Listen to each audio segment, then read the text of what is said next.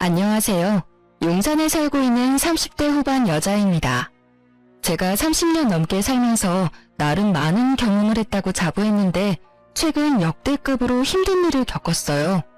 어디 가서 말하기 창피할 정도라서 혼자 속으로 끙끙 앓고 있었는데 너무 답답한 마음에 사연을 보내봤어요.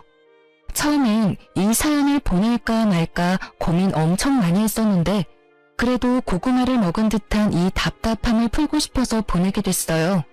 남편도 이 사연을 보내보는 게 어떠냐고 말해주기도 했고요. 제가 한동안 우울증 때문에 고생할 정도로 저에게 아주 큰 고민을 안겨준 사람은 바로 신우이였는데요. 아가씨 때문에 한동안 우울증 약을 복용할 정도로 하루하루 정말 고통스럽고 힘들었습니다. 동갑내기 남편과 결혼하기 전부터 남편한테 4살 어린 여동생에 대해서 종종 들어왔었어요.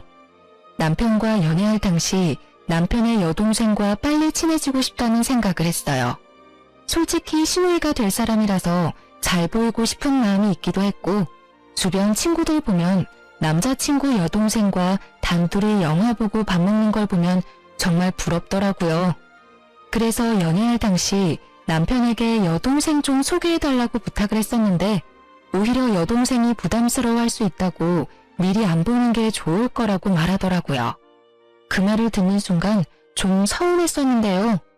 그 당시 이미 결혼한 친구들은 뭐하러 미리 사서 고생을 하냐고 저한테 잔소리를 했습니다. 신우이가 시어머니보다 더 심한 시집살이를 시킨다고 하더라고요. 그래서 미리 만나면 그만큼 미리 시집살이를 당하는 거라면서 절대 먼저 만나지 말라고 경고했어요. 친구들 말대로 미리 만나지 않는 게 정말 다행이었더라고요. 아무튼 남편은 여동생을 끔찍이 아껴왔었어요. 남편과 시부모님 말로는 아가씨가 어릴 적부터 많이 아팠었다고 해요. 몸이 워낙 약한 상태로 태어났기 때문에 온갖 잔병은 다 앓고 지냈다고 하네요. 어떤 병 때문인지는 잘 기억이 안 나지만 몇 번 수술까지 받았을 정도라고 해요. 지금은 감기도 잘 안 걸릴 정도로 건강해요. 그런데 그런 아가씨는 예전에 심하게 몸이 약했고 아팠었던 걸 미끼 삼아서 가족들한테 엄청 많은 걸 요구하고 징징거리는 일이 많았었는데요. 성인이 되고 나서도 남편한테 매달 용돈을 받아 쓰는 것은 물론이고 게다가 틈만 나면 시부모님께 이거 사달라 저거 사달라 하는 일이 셀 수 없이 많더라고요. 마음 약한 남편과 시부모님은 매번 그런 요구를 들어주셨고요. 그리고 남편과 제가 결혼식을 올리고 신혼여행을 가려고 했을 때 그 신혼여행까지 따라간다고 울고 불고 난리가 아니었어요. 아무래도 동생이지만 다 큰 성인이 울면서까지 따라가겠다고 떼쓰는 모습에 오만 가지 정이 다 떨어지더라고요.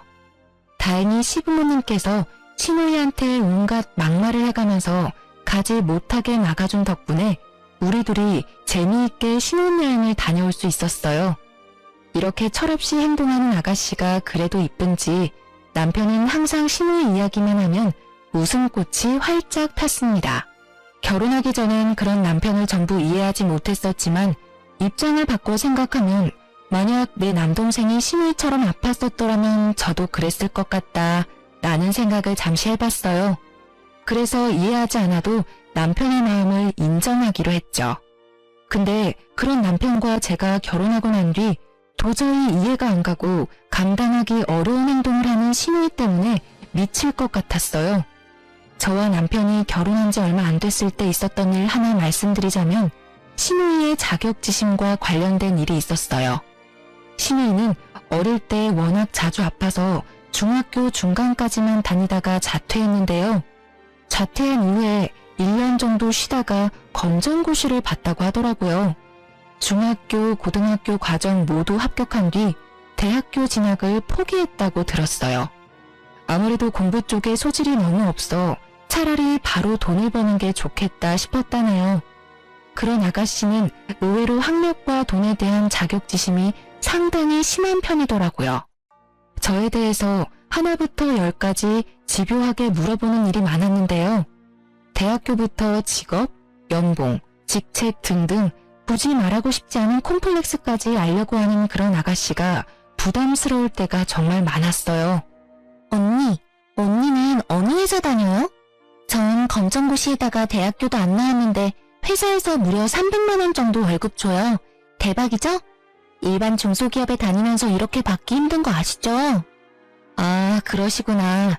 아가씨 능력 엄청 좋으신가 봐요. 언니는 회사에서 얼마나 받아요? 대학은 어디 나왔어요? 나름 서울에서 유명한 대학교 졸업했고 지금은 회사에서 팀장 맡고 있는데 적게 받고 있지 않아요. 연봉이 얼마나 되는지 정확히 말씀드리기 어렵고요. 저보다 많이 받는다는 소리예요? 그렇죠. 아무래도 제가 팀장 직급 맡고 있으니 일반 사원에 비하면 연봉이 높은 편이죠. 아가씨보다 2~3배 이상은 벌고 있어요. 도대체 무슨 일을 하길래 그렇게 벌어요? 서울에 있는 대학교 나왔다고 해도 요처럼 들어보는 대학들도 많다던데. 전 이름만 들어도 누구나 알 법한 대학교와 대기업에 다니고 있는데요. 정확히 어느 대학교를 졸업했고 어느 기업에 다니고 있는지 자세히 말할 수는 없지만 아가씨한테 대학교부터 다니는 회사, 연봉 등등 전부 말해주니 얼굴이 새빨갛게 변하더라고요. 이상한 게 제가 조금이라도 본인보다 잘난 게 있으면 그걸 그렇게 질투하더라고요. 그리고 저희 시댁은 하루 벌어서 하루 살아갈 정도로 여유가 있는 집안은 아니었어요. 예전에 아가씨가 아팠을 때 모아둔 돈을 전부 병원비로 다 쓰게 돼서 예전에 비해 여유가 없다고 하더라고요. 근데 그런 시댁과 다르게 저희 친정집은 여유가 있는 편이에요. 아버지가 운이 좋게 사업이 잘 되던 편이라 그 덕분에 전 부족하지 않게 살았었는데요. 아가씨는 처음에는 우리 친정집에 대해서 전혀 관심이 없었는데 우연히 제가 친정 부모님께 받은 명품 가방을 보고 저희 친정집에 대해 물어보기 시작했어요. 언니, 이 가방 어디서 났어요? 언니가 직접 산 가방이에요? 이거 구하기 정말 힘든 가방이라던데. 한정판 아니에요? 언니 능력 대박이다. 아, 이거 친정엄마가 사주신 거예요. 몇 달 전에 제 생일이었잖아요. 그때 친정엄마가 직접 백화점에 가서 구해주셨어요. 아까워서 들고 다니지도 못해요. 정말요? 친정 부모님께서 명품 가방 사줄 정도로 능력이 좋으신가 보네요. 아, 부모님이 좀 여유가 있으신 편이죠. 근데 부모님이 돈이 많으신 거지 제가 많은 게 아니라. 도대체 무슨 일을 하시길래 이런 비싼 가방도 아무렇지 않게 사주시는 거예요? 아버지가 사업하세요. 저도 자세한 건 모르는데 그 사업이 잘 운영되고 있어서 이런 가방도 선물 받고 하는 거예요. 혹시 검은 돈 만지시는 분 아니죠? 겉보기에 멀쩡한 회사인 것 같아도 뒤가 구린 그런 사업장 많다고 하던데. 갑자기 비아냥거리는 말투로 저희 친정아버지 일에 대해 함부로 말하더라고요. 다른 건 몰라도 부모님에 대해 함부로 말하는 건 너무하잖아요. 저도 모르게 화를 내버렸습니다. 검은 돈이라뇨. 말씀이 너무 지나치신 거 아니에요? 장난칠 게 따로 있지. 왜 저희 친정아버지 일에 대해 그렇게 함부로 말할 수가 있어요?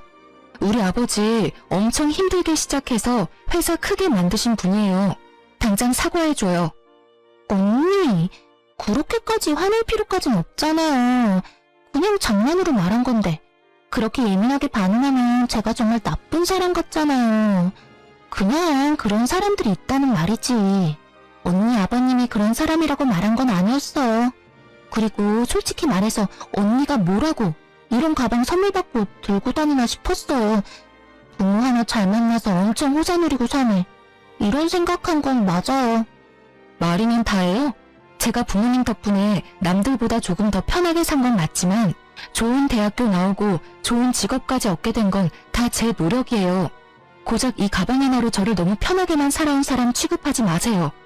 언니 능력에 비해서 정말 편하게 살고 있는 건 잊지 마세요. 솔직히 저도 어릴 때 아프지만 않았어도 언니보다 더 멋지게 살 수 있었을 텐데. 만약 내가 언니랑 똑같은 조건에서 시작하고 살았더라면 제가 더 괜찮았겠죠. 그거 다 핑계예요. 아가씨처럼 어릴 때 아팠던 사람들도 지금 멋지게 살고 있는 사람들 많아요. 그리고 아가씨도 대학 충분히 갈 수 있었고 노력만 했었더라도 남들처럼 떵떵거리면서 살 수 있었을 거예요. 근데 본인도 공부 쪽에 영 소질이 없으니까 대학 안 가고 바로 일 시작한 거 아니에요? 그러면서 대학 나온 사람들 항상 무시하고 본인보다 돈 조금이라도 버는 사람들 안 있고하고 가끔 보면 아가씨 자격지심 너무 심해요. 오히려 인생 편하게 사려는 건 아가씨 아니에요. 와, 언니 말하는 거 진짜 밥맛이네요. 언니가 절 그렇게 생각하고 있는 줄은 몰랐네요. 저야말로 아가씨가 절 그렇게 생각하고 있는 줄은 몰랐어요. 지금 아가씨랑 대화할 가치가 없다고 봐요. 본인이 대학 안 가고 여유로운 집안에 태어나지 않은 거에 대해서 합리화하면서 남들 깎아내리는 게 정말 취미인 사람이라 느낄 정도로 질투가 심하고 남을 본인보다 낮추는 게 심했어요. 이날 사건 이후로 이상하게 아가씨의 씀씀이가 엄청 커진 게 눈에 확 들어오기 시작했어요. 예전에 아가씨가 20살 성인이 됐을 때 시부모님께서 아가씨한테 비싼 명품은 아니지만 준 명품 정도 되는 지갑 하나를 선물해 준 적이 있어요. 그거 말고는 명품이다 라고 할 만한 물건이 전혀 없던 사람이었는데 갑자기 200~300만 원 정도 되는 가방과 100만 원은 훌쩍 넘어 보이는 지갑, 신발, 귀걸이 등등 하나 둘씩 사는 듯 하더라고요. 아가씨와 제가 SNS 친구 추가된 상태는 아니지만 제가 간간히 아가씨 SNS를 염탐할 때가 있거든요. 예전에는 여기저기 맛집이나 카페, 여행사진 위주로 올라왔었다면 이제는 명품 물건들을 하나둘씩 올리면서 자랑하는 게시물이 엄청 늘어났더라고요. 더 충격적인 건 어떤 게시물에는 대놓고 저를 저격하는 게시물 하나가 있었어요. 누구와는 다르게 난 내 돈으로 직접 가방을 사지. 문구와 함께 300만 원은 훌쩍 넘어 보이는 가방 사진을 올렸더라고요. 게다가 그 가방은 제가 친정 부모님께 선물 받았던 가방 브랜드와 같았어요. 그거 보고 정말 코웃음이 나오더라고요. 근데 그런 신우의 명품들을 보고 부럽다고 느끼지 않았어요. 오히려 신우이가 저 가방들을 어떻게 샀는지 앞으로 어떻게 감당할지 그게 참 궁금하더라고요. 아가씨가 버는 돈이 얼마라는 것쯤은 이미 알고 있으니까요. 그러던 어느 날 일 하나가 크게 터지고야 말았는데요. 우연히 시어머님께서 아가씨 이름으로 날라온 한 통지서를 발견하게 됐는데 그게 바로 카드값 통지서와 함께 대출을 받았다는 통지서 2가지였어요. 알고 보니까 아가씨는 명품 가방을 사기 위해서 무리하게 카드를 긁었던 거였고 그것도 모자라서 대출 3천만 원까지 받았다고 하더라고요. 처음엔 가방 한두 개만 사려고 카드 할부를 했다고 했는데 본인 월급으로 그 할부값도 감당하지 못할 것 같아서 조금씩 대출을 받기 시작했다네요. 그렇게 대출을 받아서 많은 돈이 자기 통장에 찍히니까 그걸로 카드값을 갚으려고 했던 걸 멈추고 여러 물건들을 사들이기 시작했다고 하네요. 결국 걷잡을 수 없이 일이 커졌다고 해요. 이 많은 돈을 갚기에 너무 힘들어서 주말마다 단기 아르바이트도 한다고 해요. 요즘 아가씨가 집에 붙어있는 시간이 없어서 어딜 그렇게 다니나 어머님이 걱정이 많았어요. 근데 어딜 가는 것인지 드디어 알아냈네요. 이 사실을 온 가족이 전부 다 알게 됐고 처음엔 아가씨가 저 만나는 걸 좀 피했어요. 아무래도 이 사실을 알기 전에 아가씨가 명품 가방을 들고 저한테 엄청 자랑을 했거든요. 본인은 나와 다르게 이 비싼 가방 정도 가뿐하게 살 수 있다는 식으로 저한테 항상 어필을 해왔었는데 이제 내가 정체를 모두 알게 되었으니 당연히 저 보는 게 창피하고 힘들었겠죠. 이 사건 이후로 아가씨는 본인이 샀던 명품 물건들을 전부 팔아서 대출금 일부를 상환하고 한동안 남은 대출금 갚는 데 시간을 다 보냈어요. 남편은 그런 아가씨가 안쓰러웠는지 조금 도와줄까 생각도 하는 것 같았어요. 근데 제가 그런 아가씨 도와주는 순간 용돈 끊길 준비나 하라고 말했더니 도와주지 않더라고요. 시부모님도 당연히 그런 시누이를 도와주지 않으셨고요. 그 이후에 좀 잠잠한 듯 했지만 아가씨의 진상 행보는 끝이 나지 않았어요. 또 어떤 일이 있었냐면 제가 남편과 해외여행을 가기 위해서 준비했을 때였는데요. 제가 남편과 결혼하고 난 뒤 제대로 된 여행을 간 적이 없었어요. 그래서 남편과 해외여행을 가보기 위해 준비하게 됐었는데요. 근데 아가씨는 우리가 여행을 간다는 것 자체가 마음에 들지 않았나 봐요. 갈 거면 나랑 엄마 아빠도 데리고 가지. 왜 둘만 쏙 갈 수가 있어? 엄마도 그렇게 생각하지 않아? 언니랑 오빠 우리까지 데리고 갈 능력은 되잖아. 그런데 왜 우리만 쏙 빼놓고 둘만 가냐 이 말이야. 우리 그렇게 능력 좋지 않아요. 그리고 우리도 결혼하고 나서 처음으로 여행 가는 거라서. 맞아. 그리고 엄마 아빠도 가만히 있는데 왜 너가 설쳐? 너가 몰라서 하는 말인데 새아기가 작년에 우리가 집에만 있는 게 안쓰럽다고 관광여행 보내줬어. 그리고 이번에도 같이 가자고 물어봤는데 우리가 안 가겠다고 거절한 거야. 그러니까 중간에서 이간질할 생각 절대 하지 말고 너나 우리한테 잘해. 딸인 너는 우리한테 정작 아무것도 안 해주고 있으면서 왜 잘하고 있는 새언니를 잡으려고 하냐? 으이그. 왜 자꾸 나한테만 뭐라고 해? 내 생각이 틀린 건 아니잖아. 나도 해외여행 가보고 싶었는데. 해외여행 가고 싶으면 가고 싶다고 말해. 괜히 잘하고 있는 사람 트집 잡지 말고. 중간에서 이간질을 하려고 했던 아가씨는 오히려 시어머님께 혼났어요. 그게 마음에 들지 않았는지 한동안 입 쭉 내밀고 삐져있더라고요. 그렇게 한창 여행 갈 준비를 하고 있었는데 여행 가기 하루 전날 갑자기 아가씨가 우리 집에 놀러 왔더라고요. 저와 남편은 갑자기 집에 놀러온 아가씨 때문에 엄청 당황했었는데요. 아가씨, 갑자기 말도 없이 무슨 일로? 저희 내일 여행 가야 해서 이것저것 준비하느라 바쁜데. 많이 바빠요? 심심해서 왔어요. 저 집에 있었는데 너무 할 게 없어서요. 그래서 언니 생각나길래. 내일 여행 가는 날이죠? 그 전까지만 언니랑 오빠랑 같이 놀다가 같이 나가도 돼요? 네, 내일 아침 일찍 나가야 하는데 일찍 일어날 수 있겠어요? 이렇게 갑자기 놀러 올 줄이야.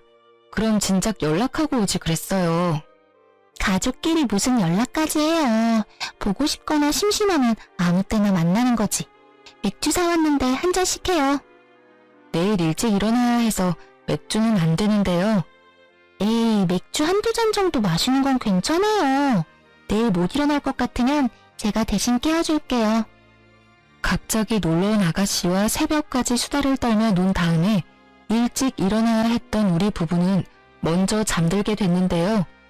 근데 아가씨가 좀 이상하더라고요.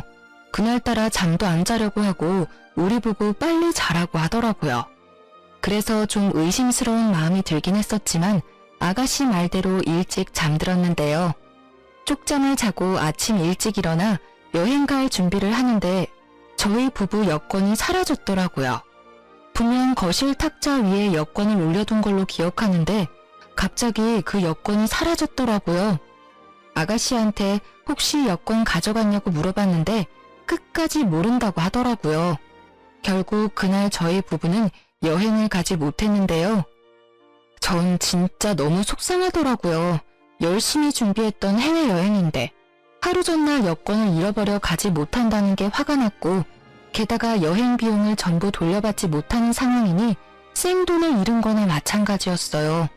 그것 때문에 남편과 저는 한동안 기분이 좋지 못했었는데요. 그런데 며칠 뒤 신우이한테 저희 부부 여권이 있는 걸 발견하게 됐었는데요. 알고 보니 아가씨가 우리 집에 와서 여권을 가지고 간 거였어요. 그 여권을 본인 방 서랍에 숨겼더라고요. 그걸 알게 된 남편은 난생 처음으로 아가씨한테 욕까지 섞어가며 혼냈습니다. 이게 무슨 짓이야? 너 우리 여권 훔치려고 일부러 온 거였지? 너 하나 때문에 돈이랑 시간 전부 날렸어. 너 새언니는 며칠 동안 본인이 여권 하나 잘 못 챙겨서 여행 못 간 거라고 울기까지 한 사람이야. 근데 어떻게 너가... 남편이 큰 소리를 내기 시작하자 방에 계시던 어머님까지 나와서 무슨 일이냐고 물어보셨는데요. 옆에 있던 제가 상황 설명을 모두 했습니다. 그 사실을 듣게 된 어머님께선 아가씨의 등짝을 때리며 화내셨는데요. 야, 할 짓이 없어서 다음날 여행 가는 사람들 여권을 훔쳐가? 그게 사람이 할 짓이야? 아이고, 정말 미친 짓을 했네. 미친 짓을 했어. 초등학생도 안 할 짓을 왜 너가 했냐고. 짜증나잖아. 맨날 새언니는 좋은 옷, 좋은 집, 좋은 회사 다 누리고 살고 있는데 해외여행까지 간다고 하니까 짜증난다고. 나도 해외여행 가고 싶은데 나한테는 같이 가자고 물어보지도 않고 치사하게. 너가 한두 살 먹은 애도 아니고 뭐 그런 걸로 질투가 나서 그런 몰상식한 짓을 해. 너 당장 언니랑 오빠한테 사과해. 당장. 싫어. 내가 사과를 왜 해야 하는데? 고작 여권 하나 숨긴 걸로 이렇게 여럿이서 나한테 이래도 되는 거야? 여권 훔친 걸로만 문제 삼는 게 아니잖아. 너 하나 때문에 우리가 돈이랑 시간 전부 다 날렸어. 그건 어떻게 책임질 건데? 언니 돈 많잖아. 고작 이 여행 비용 때문에 나한테 이렇게 따진다고? 그냥 다녀왔다고 생각하고 그냥 넘기면 안 돼? 다녀온 셈 치면 되는 거잖아. 고작 이런 일로 왜 날 못 잡아먹어서 안달이냐고. 오히려 뻔뻔하게 나오는 아가씨 태도가 정말 어이가 없고 화가 머리 끝까지 나더군요. 결국 남편은 그런 아가씨와 대화를 나누는 걸 포기하고 그런 아가씨한테 사과하기 전까지 절대 볼 생각하지 말라고 경고했어요. 아가씨도 자존심이 있는지 거의 한 달 동안 연락 한 통 하지 않았었는데요. 근데 본인도 본인이 잘못한 걸 충분히 알고 있기 때문에 어머님 성화에 못 이겨 우리한테 사과를 하더라고요. 아가씨 때문에 손해본 여행 경비 모두 아가씨가 전부 갚기로 했는데요. 처음에는 안 받을 생각도 잠시 했었는데 오히려 시어머님과 남편이 꼭 받으라고 하더라고요. 그래서 아가씨한테 돌려받은 돈으로 국내 여행이라도 다녀오기로 했죠. 조용하다 싶으면 이런 식으로 사고를 치는 아가씨 때문에 항상 마음이 조마조마하고 받아주기가 점점 힘들었어요. 사실 아가씨는 남편에 대한 애정이 남달라요. 남편도 그런 아가씨를 굉장히 아끼는 편이고요. 워낙 몸이 약했던 아가씨라서 가족들이 유독 애정을 많이 쏟은 편인데요. 아가씨는 가족들 안에서도 남편 말은 잘 듣는 편이고 애교도 많이 부리기도 하더라고요. 워낙 남편을 좋아하고 잘 따르는 편이라서 제가 남편과 결혼한다고 했었을 때 아가씨가 반대를 엄청 심하게 했어요. 내가 남편을 뺏는 사람이라도 된 것 마냥 결혼 초반에는 절 엄청 싫어하더라고요. 지금처럼 말을 섞지도 않았었고 거의 투명인간 취급을 할 정도였어요. 명절이나 어버이날 등등 가족들끼리 모이면 아예 방 밖으로 나오지 않았을 정도라니까요. 시간이 지나면서 자연스럽게 말도 섞고 그렇게 됐지만 여전히 저를 향한 질투가 없어지진 않았었어요. 그런 신우이가 언제 한 번은 절 죽일 뻔한 사건 하나가 있었는데요. 저와 남편은 아이를 그렇게 좋아하지 않아 아이를 가질 계획이 전혀 없는 딩크족이었어요. 시부모님도 그걸 알고 계셨고 아이 가지라고 강요할 생각 전혀 없다고 하셨고요. 근데 나이를 먹다 보니까 아이가 점점 이뻐지기 시작했고 친구들이 아이를 가진 모습을 보니 저도 낳고 싶다는 생각이 들었어요. 남편도 티를 안 냈을 뿐이지 속으로 아이를 갖고 싶어하는 눈치였고요. 그렇게 저와 남편은 오랜 기간 이야기를 나눈 끝에 아이를 갖기로 했어요. 결혼한 지 약 4년 정도 됐을 무렵에 아이를 갖게 됐었고 시부모님이 굉장히 좋아하셨어요. 사실 하루라도 빨리 손주 보고 싶었는데 우리가 워낙 아이 가질 생각이 없다고 단호하게 말해서 속상했다고 하더라고요. 그런 저희가 마음을 바꿔준 게 너무 고맙다고 매일매일 콧노래를 부를 정도였는데요. 근데 시부모님과 다르게 아가씨 반응은 굉장히 좋지 못했었는데요.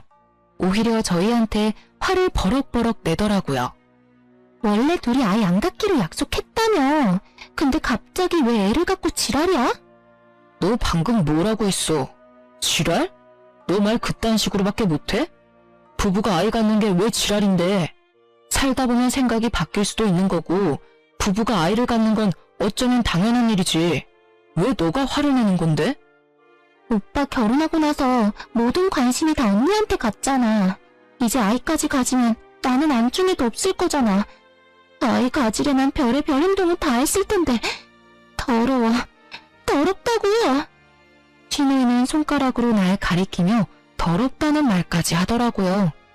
임신을 하기 위한 행위까지 말하면서 더럽다고 말하는 신우이가 더 비정상이라고 생각했어요. 부부가 아이를 가지는 건 당연한 건데 그게 더럽다고 말하는 신우이. 다들 어떻게 생각하시나요?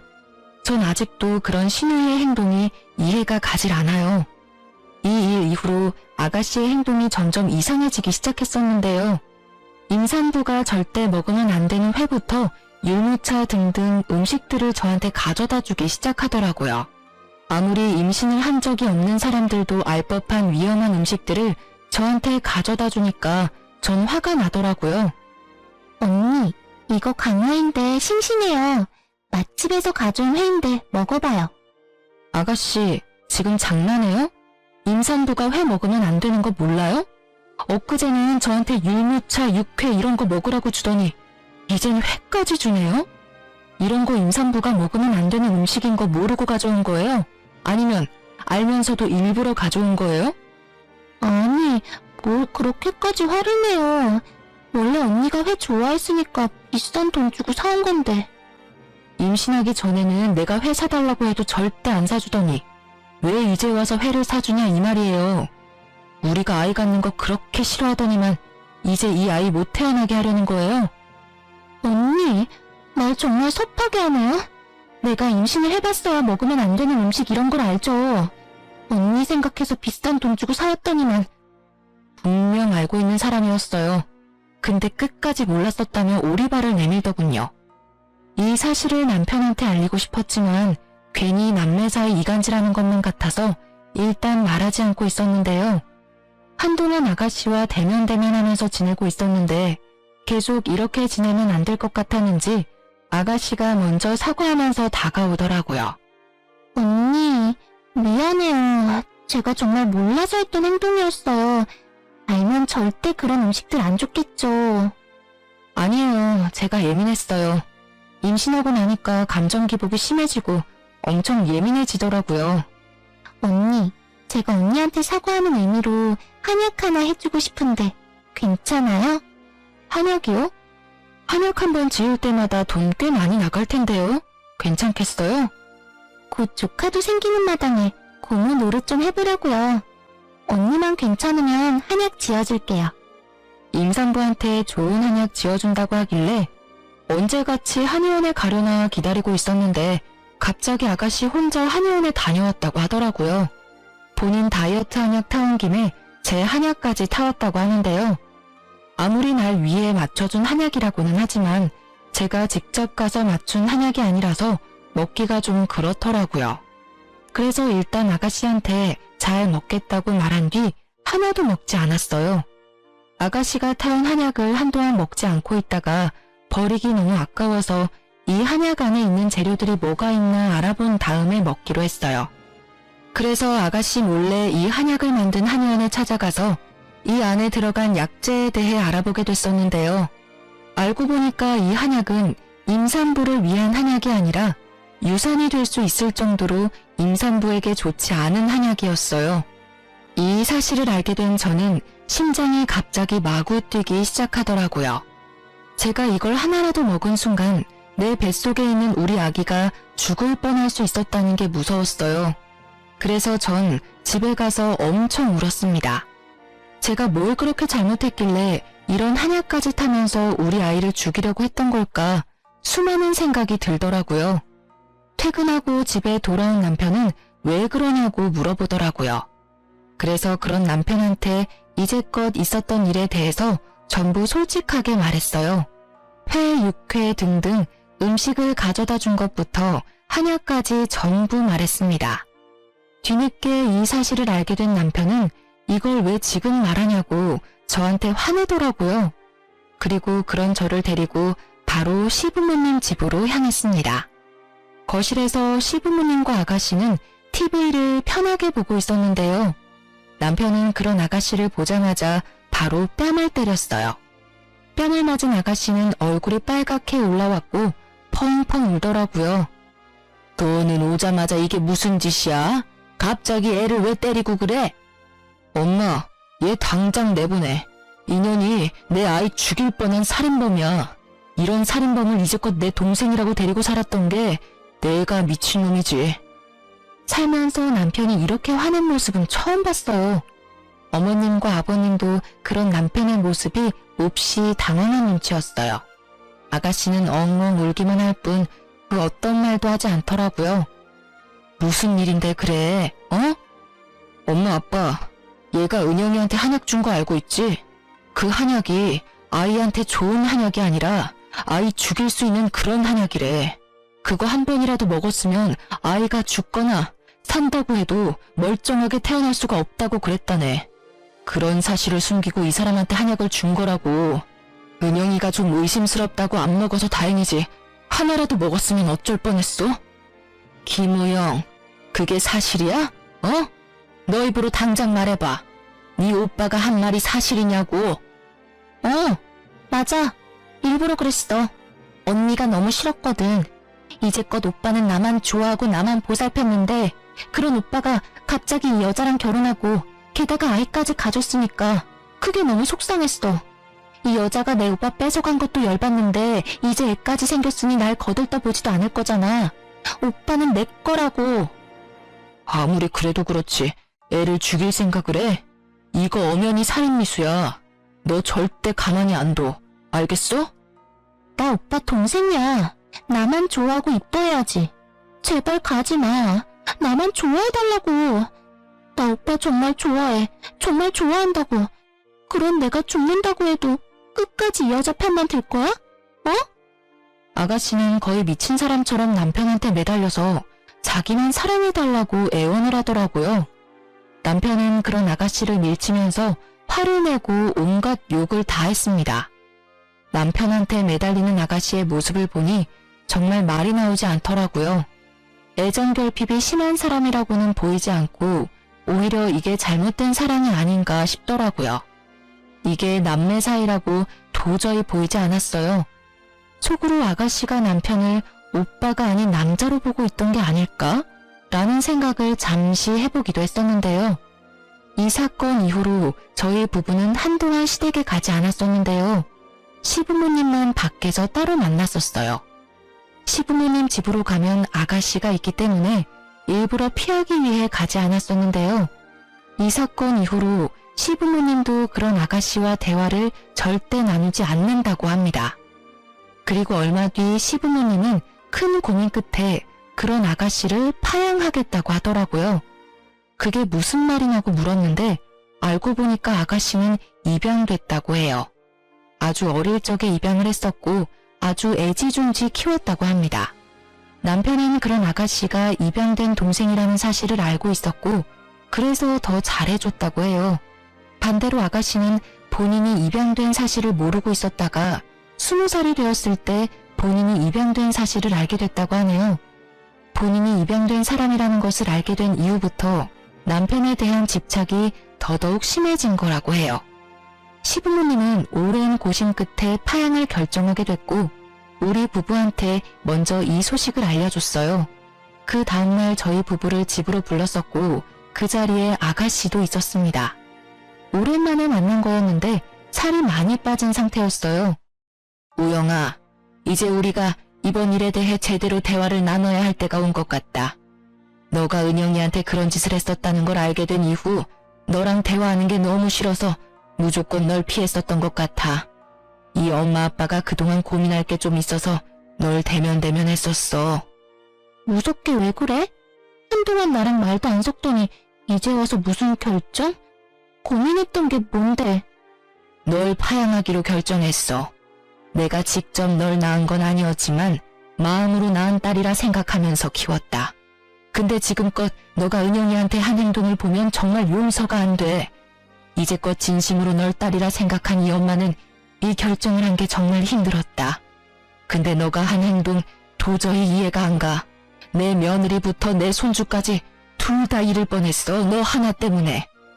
앞으로 내 며느리, 손주 건강하고 행복하게 하기 위해서는 파양이 답이야. 이 엄마도 너가 용서가 안 돼. 앞으로 우리 가족이 아니라 너 혼자서 살아가야 해. 엄마, 그게 무슨 말이야? 날 버리겠다는 거야? 고작 이 여자랑 이 여자 뱃속에 있는 애새끼 때문에 날 버리겠다는 거냐고. 오빠랑 아빠도 동의한 부분이야? 왜 내가 버려져야 하냐고. 이제까지 나랑 같이 산 세월이 얼마인데 고작 몇 년 같이 산 이 여자를 안 버리고 날 버리냐고. 나 절대 못 나가. 나 끝까지 엄마 아빠 딸 할 거고 오빠 동생 할 거야. 내보낼 거면 저 여자 내보내. 파양으로 끝난 걸 감사하게 생각해. 너가 우리 아이 죽일 뻔한 사실 경찰로 넘길 생각까지 했었어. 우리 집에 살인자가 있다고 고소하려고 했던 거 그래도 이제까지 너랑 같이 산 세월을 생각해서 여기서 끝내는 거야. 앞으로 너 우리 아이 죽일 뻔한 거 항상 속죄하면서 살아. 이제까지 내가 널 여동생이라고 생각하면서 산 게 수치야, 수치. 앞으로 너 보고 싶지 않아. 그러니까 조용히 꺼져. 이게 다 너 때문에 그래. 너가 책임져. 너 하나만 없었으면 우리 가족 행복하게 살 수 있었어. 너가 책임지라고 나쁜 년아. 지금 당장 내 눈앞에 안 사라지면 내가 너 또 죽일 거야. 아가씨는 귀신이라도 들린 사람처럼 저한테 달려들더니 머리채를 잡더라고요. 남편과 시부모님은 놀란 나머지 그런 아가씨를 바닥으로 내동댕이 쳤습니다. 바닥에 넘어진 아가씨는 서럽게 울더니 결국 기절을 하고 말았어요.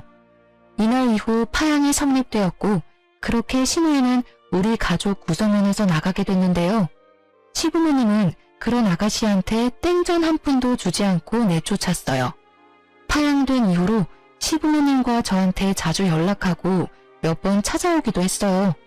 집에 찾아오거나 전화가 오면 절대 받지 않았어요. 언제 한 번은 아가씨가 나올 때까지 저희 집 앞에 있는다고 하길래 딱 한 번 만나줬었는데요. 지금 이게 무슨 짓이에요? 제가 분명 아가씨 만나기 싫다고 했을 텐데. 언니, 제발 저 한 번만 용서해줘요. 저 요즘 너무 무서워요. 맨날 악몽 꾸고 자주 아프고 그래요. 언니가 오빠랑 엄마 아빠한테 잘 말해서 저 다시 가족으로 받아주면 안 되냐고 말해주면 안 돼요? 제가 왜요? 이건 다 아가씨가 만든 일이에요. 애초에 아가씨가 제 아이 죽이려고 하지 않았으면 이렇게 파양되는 일도 없었어요. 그러니까 혼자 다 감당하세요. 앞으로 이렇게 찾아오면 정말 경찰에 신고할 거예요? 언니, 정말 한 번만 도와줘요. 저 정말 무서워서 그래요. 정말 나쁜 의도는 없었어요. 그냥 오빠가 너무 좋았던 상태라 질투에 눈이 멀어서. 아무리 오빠가 좋다고 해도 사람을 죽이려고 하지는 않아요. 저 우리 아이 죽이려고 했던 당신 항상 저주하면서 살게요. 앞으로 이렇게 찾아오는 일 절대 없었으면 좋겠어요. 언니, 저 하루하루 속죄하면서 살고 있어요. 저 반성 엄청 많이 했어요. 저 가족들이 이렇게 소중한 존재인 줄 이제야 깨달았어요. 저 정말 죽고 싶을 때가 많아요.